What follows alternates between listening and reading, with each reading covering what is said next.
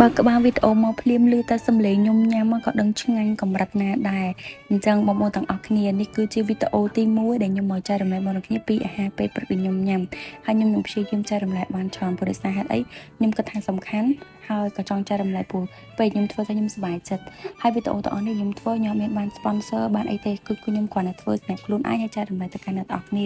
ហើយណាមួយទៀតទៅខ្ញុំចង់ទុកវាមើលនៅពេលដែលខ្ញុំចាស់ទៅហ្នឹងណាថានៅក្មេងខ្ញុំញ៉ាំអីគេខ្លះ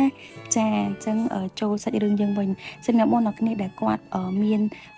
ការចង់សម្រក់គីឡូឬមួយគ្រួសារគីឡូអីអាចធ្វើប្រភេទអញ្ចឹងញ៉ាំបានវាកាឡូរីទាបហើយវាមានចំណុចល្អច្រើនមែនតើព្រោះយើងធ្វើចេញពីផ្លែឈើស្រស់មិចជាមួយនឹង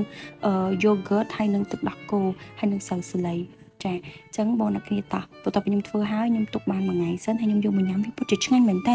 ដាក់ចូលមាត់ទៅវាលក្ខណៈថាវា juicy វា